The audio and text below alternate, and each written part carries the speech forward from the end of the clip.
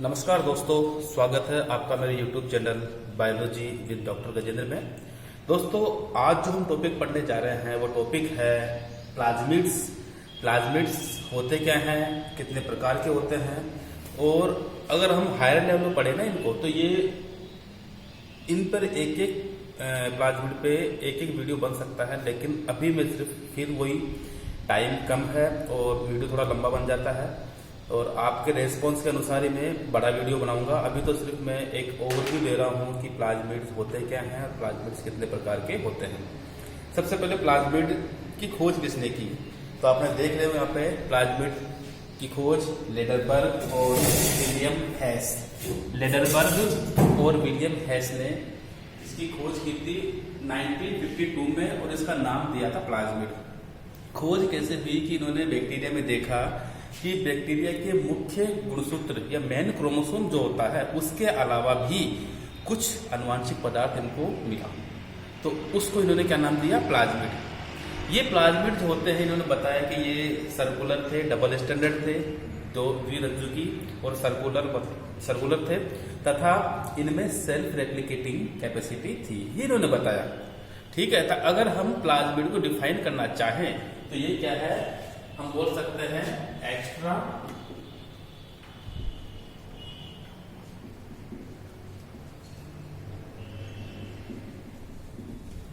Chromosomal DNA बोल सकते हैं, या अतिरिक्त गुणसूत्रीय डीएनए भी बोल सकते हैं। मतलब मुख्य गुणसूत्र के अलावा। देखो, आप समझ लेता हूं, जैसे मान लो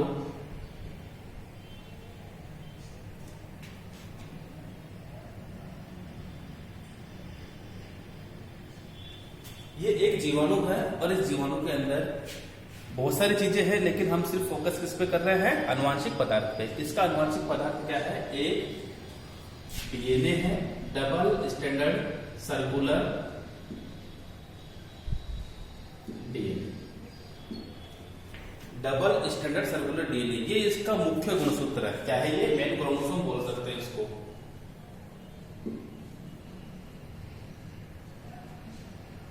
ठीक है, अब इन जीवाणुओं में क्या, सभी जीवाणुओं में नहीं, कुछ जीवाणुओं में क्या होता है कि इस मुख्य गुणसूत्र के अलावा कुछ अन्य गुणसूत्र भी मिल जाता है, इसे बोलते हैं हम प्लाज्मिड।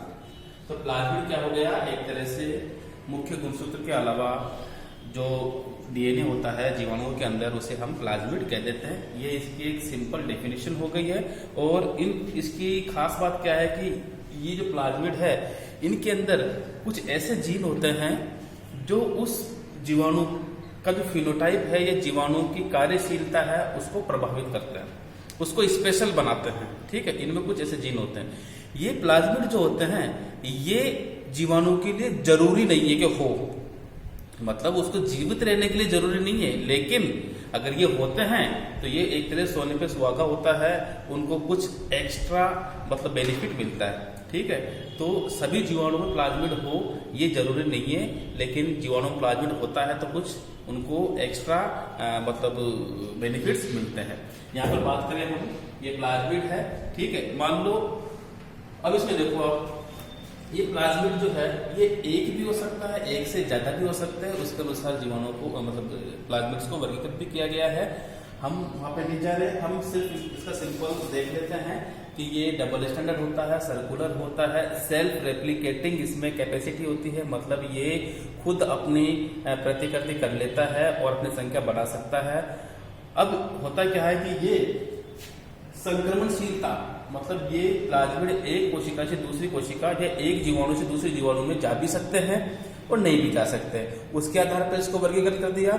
और दूसरा, इनके स्पेशल काम क्या है, इनके अंदर कौन कौन से जीन पाए जाते हैं, कि ये क्या काम करते हैं, उसके आधार पर इसको डिवाइड किया गया है। तो प्लाज्मिड का वर्गीकरण के आधार दो हैं, संक्रमणशीलता या इन्फेक्शन के आधार पर और इनके फंक्शन के आधार पर, विशिष्ट कार्यों के आधार पर। सबसे पहले हम देखते हैं संक्रमणशीलता। जो मतलब प्लाज्मिड है संक्रमण करने में सक्षम होते हैं। संक्रमण मतलब एक जीवाणु कोशिका से दूसरी जीवाणु कोशिका में जाने में सक्षम होते हैं उसे बोलते हैं संक्रमणशील प्लाज्मिड। और जो सिर्फ एक जीवाणु कोशिकाएं में रहते हैं, दूसरे में खुद से नहीं जा सकते, उनको किसी कारक की जैसे बैक्टीरियोफेज या अन्य कोई संक्रमणशील प्लाज्मिड की आवश्यकता होती है, किसी वाहक की आवश्यकता होती है ना, तो उनको बोलते हैं हम असंक्रमणशील। मतलब असंक्रमणशील है वो एक कोशिका से दूसरी कोशिका में स्वयं से नहीं जा सकता। इतनी बात समझ में आ गई होगी दोनों में अंतर। अब देखो संक्रमणशील प्लाज्मिड में मैंने 3 एग्जाम्पल दिए हैं, F plus plasmid, F prime plasmid और HFR। ठीक है, HFR मतलब हाई फ्रीक्वेंसी रिकॉम्बिनेशन। हालांकि इन तीनों टॉपिकों पे बहुत बड़ा वीडियो बन सकता है, लेकिन मैं यहाँ पे भी फिर से बता रहा हूँ कि थोड़ा सा ब्रीफ में समझा देता हूँ, इसको भी थोड़ा समझा देता हूँ, तुम्हारे एग्जाम निकल जाए जो मेहनत कीजिए। F प्लस प्लाज्मिड, F मतलब होता है फर्टिलिटी फैक्टर या लिंग कारक। क्या होता है F मतलब फर्टिलिटी फैक्टर।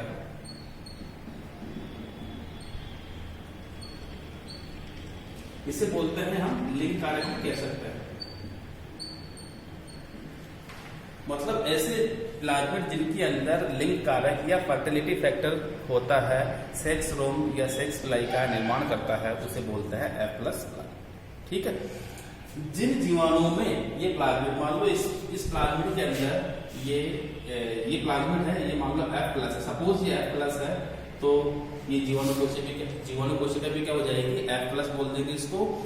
और अब F प्राइम और HFR क्या है, इन तीनों को समझने के लिए मुझे थोड़ा बोर्ड को थोड़ा मिटाना होगा ताकि आप समझ जाओ। देखो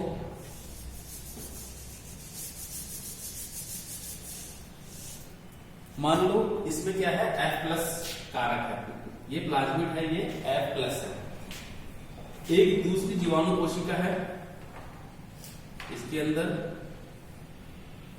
मेन गुणसूत्र तो है, लेकिन क्या नहीं है, प्लाज्मिड नहीं है, यह F कारक नहीं है। तो इसे बोल देंगे F प्लस कोशिका और इसे बोलेंगे हम F माइनस। इतनी बात समझ में आ गई कि इसे बोलेंगे हम क्या, दाता, और इसे क्या बोलेंगे, ग्राही। क्योंकि ये इसको देगा, ये रिसीव करेगा, इसलिए इसे ग्राही बोल देंगे। ये डोनेट करेगा, इसलिए क्या बोलेंगे, इसको हम क्या बोलेंगे, डोनेट क्या, दाता। ठीक है, एक डोनर है जिसमें F प्लस प्लाज्मिड है, वो डोनर है, और जो F माइनस है वो रिसीव करेगा। ठीक है, तो उसे हम बोल देंगे ग्राही। इतनी बात समझ में आ गई। अब यहाँ पर क्या होगा कि ये प्लाज्मिड रेप्लिकेट होके जैसे ये प्लाज्मिड है, ये रेप्लिकेट होके और इनके बीच में कॉन्जुगेशन ट्यूब बनती है, और इस तरह से ये बैक्टीरिया के दूसरे बैक्टीरिया में आ जाएगा। यहाँ पे जो रेप्लिकेशन होगा किसके द्वारा, ये ध्यान रखना है, किसके द्वारा होता है, ये रेप्लिकेशन प्रतिकृतिकरण के द्वारा ये जाएगा, ट्रांसफर होगा, ये कॉन्जुगेशन ट्यूब बनेगी।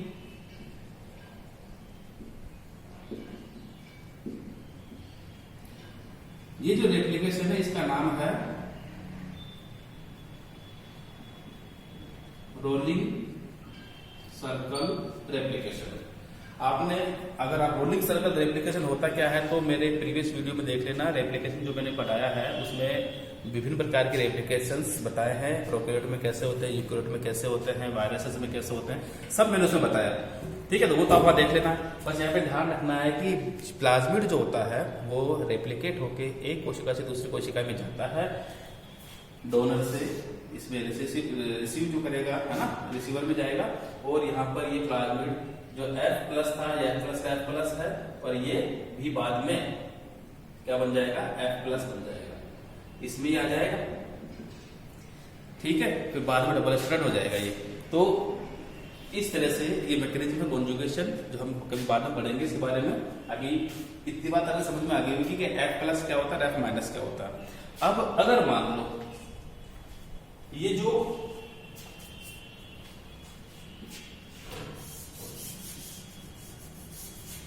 सपोज ये प्लाज्मिड इसमें आ गया, इसको पूरा मिटा देता हूं।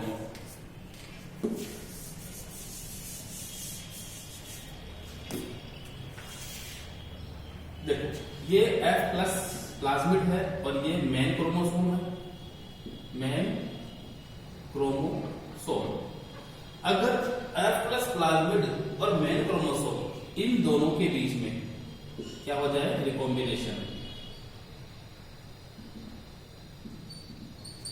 मतलब F प्लस प्लाज्मिड मुख्य गुणसूत्र से रिकॉम्बिनेट हो जाता है, जुड़ जाता है, तब देखो ये कंडीशन हो जाएगी। ये जीवाणु कोशिका है, ये मुख्य गुणसूत्र था, और इस मुख्य गुणसूत्र से मान लो यहां से लेके यहां तक जो जुड़ा है, ये मान लो ये क्या जुड़ गया, प्लाज्मिड। ये जो मैंने थोड़ा डार्क किया है, ये मान लो ये क्या है, प्लाज्मिड। ये F प्लस कारक था और ये मेन गुणसूत्र है, मेन क्रोमोसोम। अब ये जब ये कंडीशन हो जाएगी तो अब इसे क्या बोलेंगे हम, HFR, high frequency recombination plasmid. ठीक है, F प्लस प्लाज्मिड समझ में आ गया। HFR क्या है, यदि प्लाज्मिड F प्लस कारक जो है वो मुख्य बैक्टीरिया के, उसी बैक्टीरिया के मुख्य गुणसूत्र से आके जुड़ जाता है, तो उसे क्या बोलते हैं हम, HFR, हाई फ्रीक्वेंसी रिकॉम्बिनेशन। मेरे ख्याल से बात समझ में आ गई होगी। अब देखो, सपोज ये वापस ये F plus plasmid, F plus कारक अलग हो जाए, F प्लस कारक पुनः अलग हो जाए,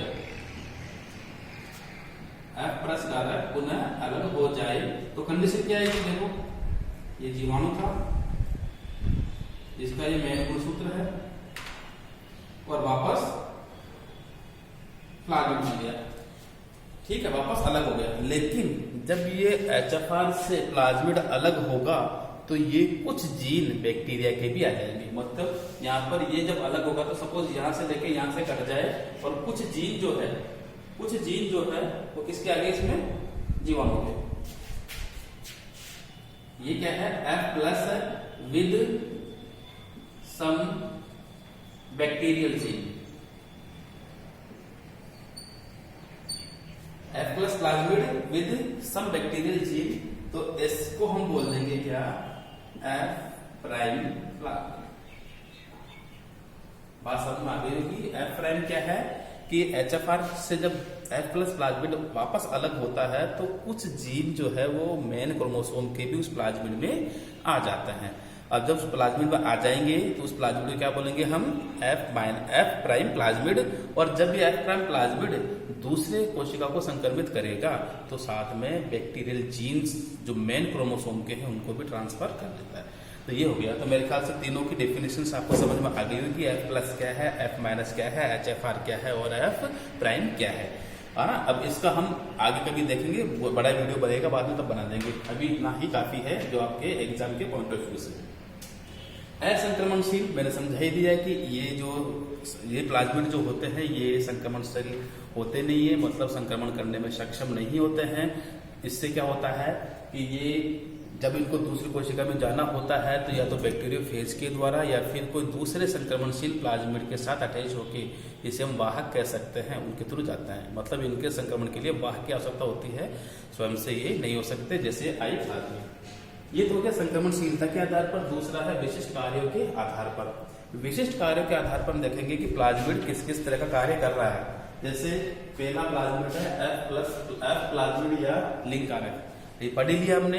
F प्लाज्मिड मतलब ये क्या है, जीनों का ट्रांसफर करते हैं। लिंक कारक क्यों बोलेंगे, क्योंकि ये लिंक सेक्स पिलाई का निर्माण करते हैं और साथ में कॉन्जुगेशन करवाते हैं, जिससे एक कोशिका से दूसरी कोशिका में जीन का आदान प्रदान हो जाता है। इसलिए ये जो पूरा आ गया ये संक्रमणशील ये क्या है, संक्रमणशील प्लाज्मिड तो है ही, और कार्य क्या करता है, जीन का ट्रांसफर। दूसरा है रोगकारी प्लाज्मिड। रोगकारी या डिजीज कॉजिंग प्लाज्मिड क्या होता है, ये कुछ टॉक्सिन्स का निर्माण करते हैं, और वो टॉक्सिन ये सामान्यतः मेमल्स में पाए जाते हैं, स्तनधारी जो होते हैं ना उनमें पाया जाता है, और ये सामान्यतः आरबीसी को नष्ट करते हैं, हीमोलाइसिस कर देते हैं। उसे क्या बोलते हैं, हीमोलाइसिस। आरबीसी को नष्ट करते हैं ये टॉक्सिन्स, इसलिए इनको हम HLY या हीमोलाइसिन प्लाज्मिड भी कह सकते हैं। ये टॉक्सिन रिलीज करते हैं जिससे आरबीसी नष्ट होती है। ठीक है। तीसरा है कोल प्लाज्मिड। कोल शब्द कोलिसिन से लिए गया है, कोलिसोजेनिक या कोलिनोजेनिक, मतलब कोल कारक बोल सकते हैं। ये कोलिसिन नामक टॉक्सिन, कौन सा, कोलिसिन नामक टॉक्सिन रिलीज करते हैं या कोल कारक रिलीज करते हैं।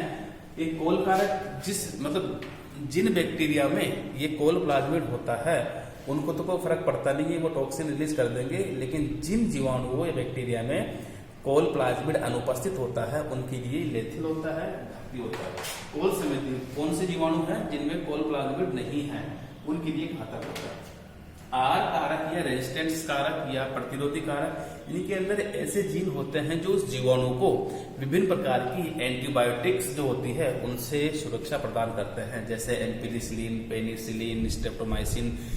अगर ये हम लेते हैं या हम अगर कल्चर मीडिया में डालते हैं इन एंटीबायोटिक को, तो जो संवेदी होती है वो तो मर जाएगी, लेकिन जिनके अंदर ये प्लाज्मिड होगा, आर कारक होगा, तो वो बैक्टीरिया मरेंगे नहीं।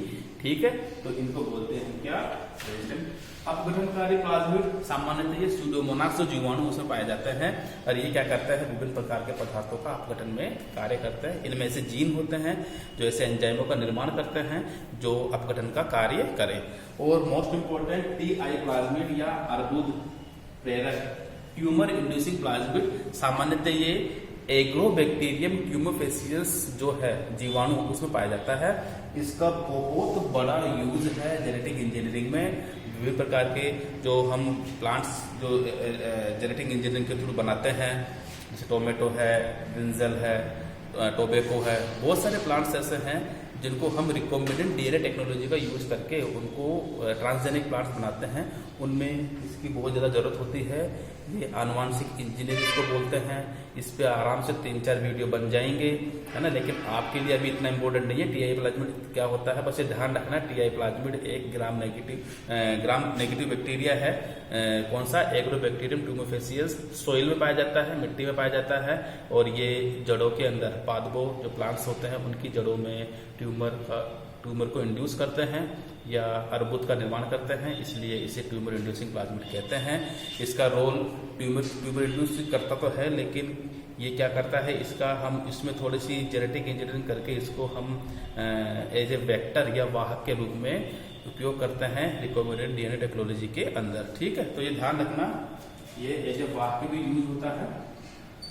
और वैसे प्लाज्मिड जो है ना, नेचुरल प्लाज्मिड जो होते हैं वो वाहक के रूप में काम आते हैं। वाहक क्या होता है, वेक्टर क्या होता है, वो कभी हम अगली क्लास में पढ़ेंगे। वीडियो अच्छा लगे तो लाइक करना, शेयर करना। थैंक यू दोस्तों, जय हिंद।